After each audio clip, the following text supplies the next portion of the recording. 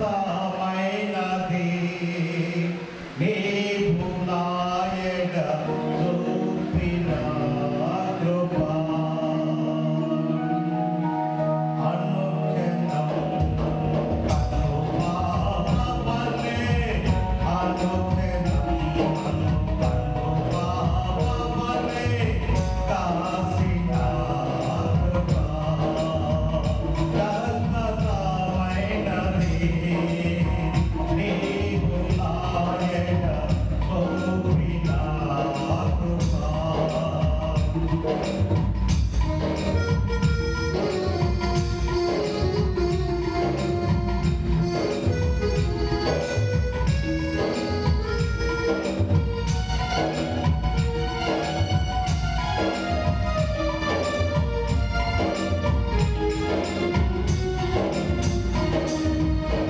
నీకు బహుదూరమైన చేరదీసిన నావల్లివి నీకు బహుదూరమైన చేరదీసిన నావల్లివి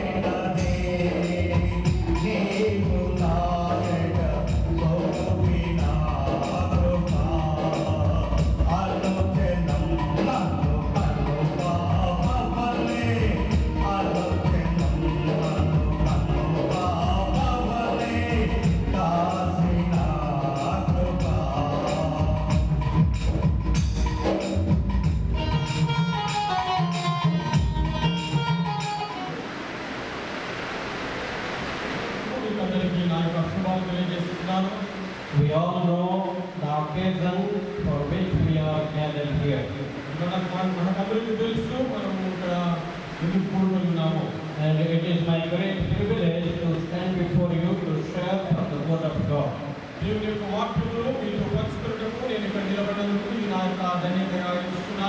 Before we go into the word of God, may I request each one of you to please close your eyes and bow your head for a word of prayer.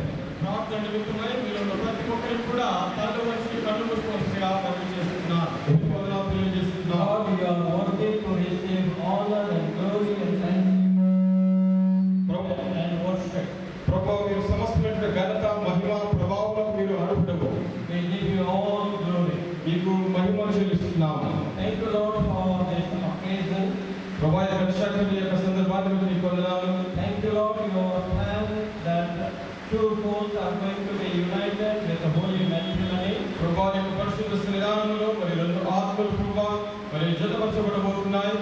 Your plans are perfect.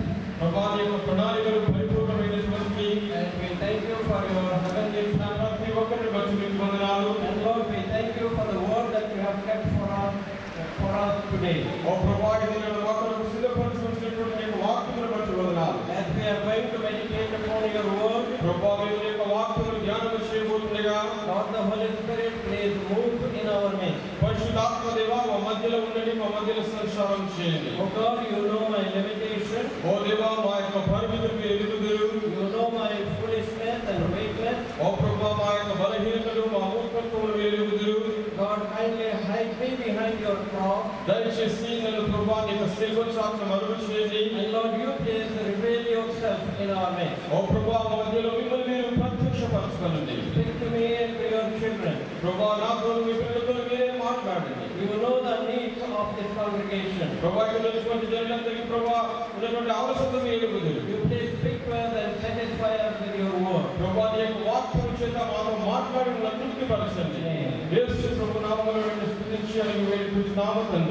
Amen. Amen.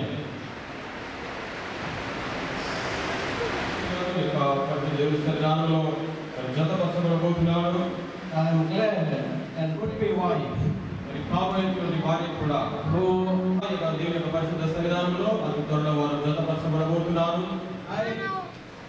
Numbers 8, 24, 25 and 26. సంఖ్యాకాండము 6వ అధ్యాయము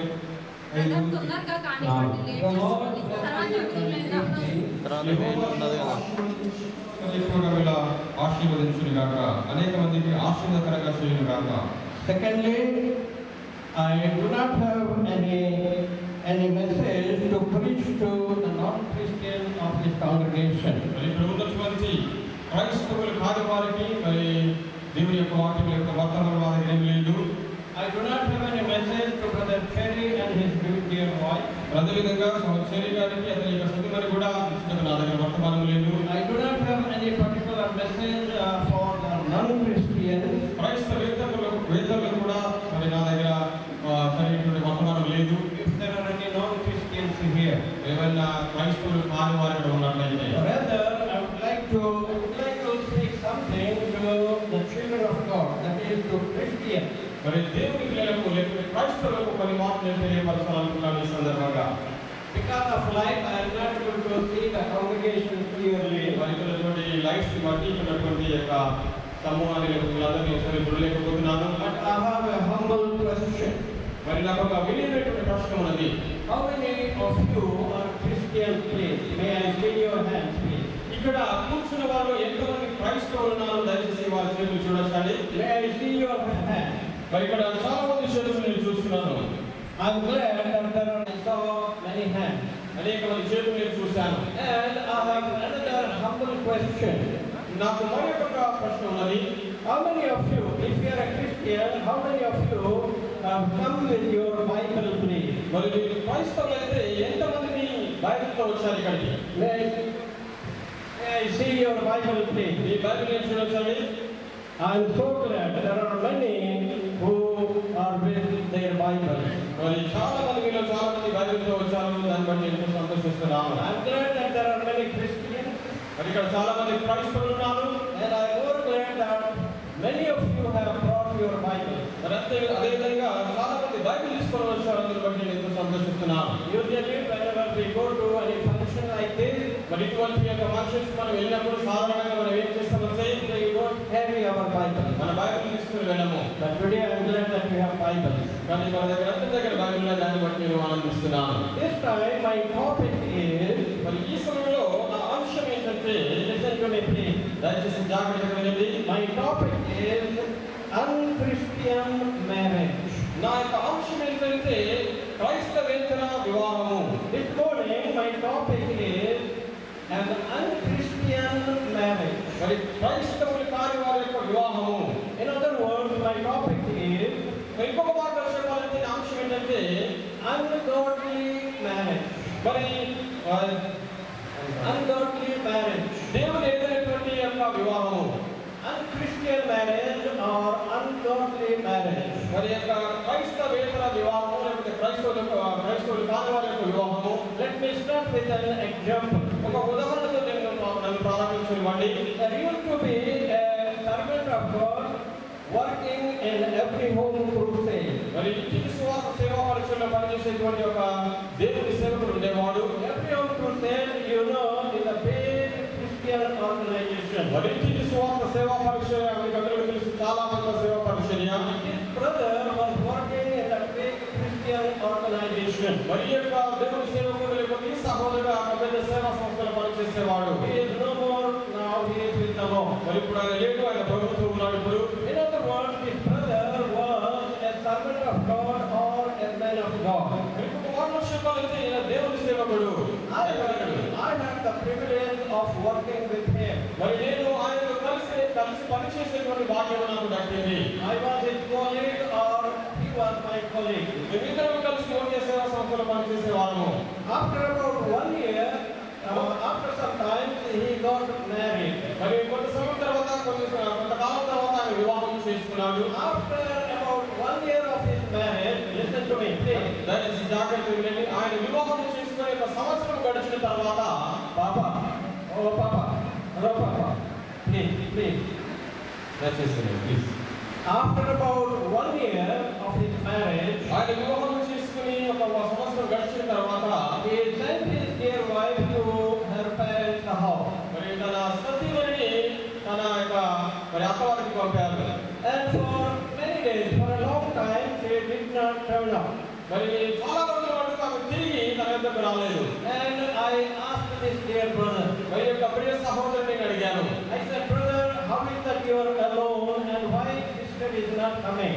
మరి అడిగాను, సహోదరుడా నువ్వు ఎట్లా మరి ఒంటరిగా ఉంటున్నావు, ఎందుకు మరి ఆ సిస్టర్ రావడం లేదని అడిగాను. His answer was like this. మరి ఆయన జవాబు ఈ రీతిగా ఉన్నది. Brother, at the time of marriage, her father promised to give me this much of dowry.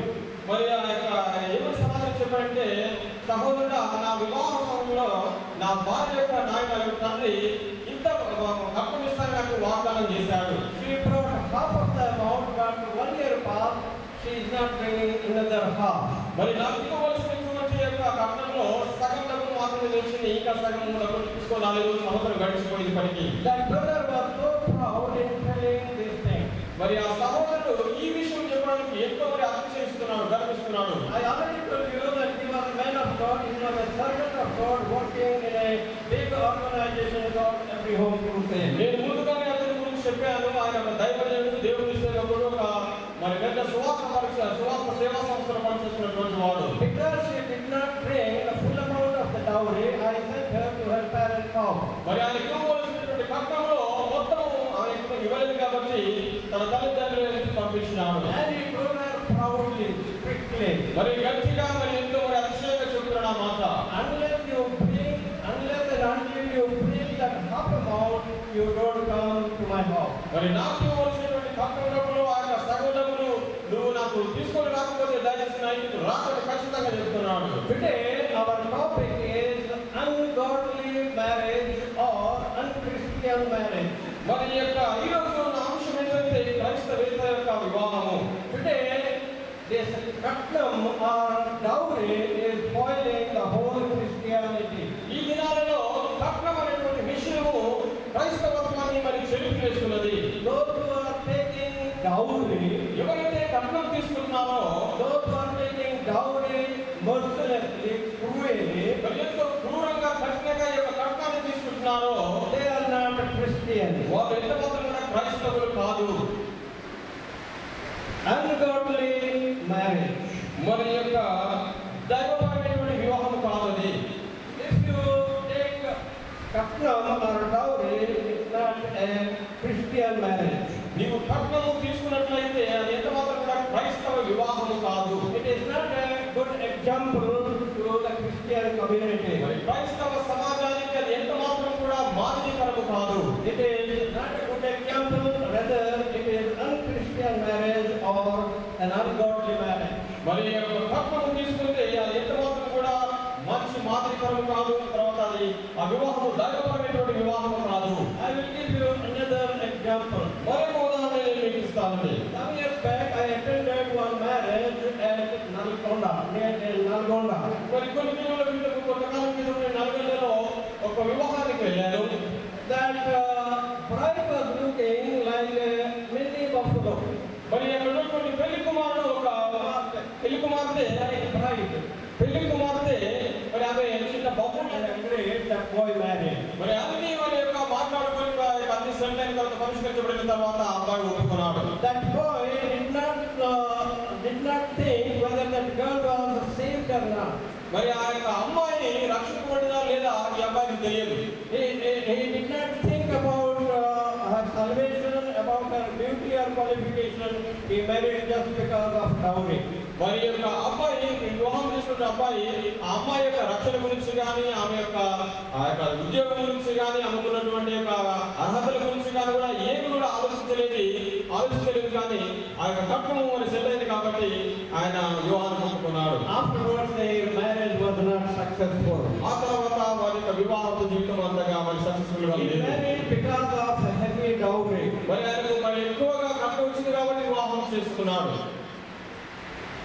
Dowry is not a good thing for a Christian. క్రైస్తవులకు లేదా క్రైస్తవునికి కట్నం అనేది ఎంత మాత్రం కూడా మంచిది కాదు. Christians, మరి క్రైస్తవులు మరి అదేవిధంగా దేవుని సేవకులు కూడా ఇటువంటి మంచి మాదిరి కాదు. Rather it is an ungodly marriage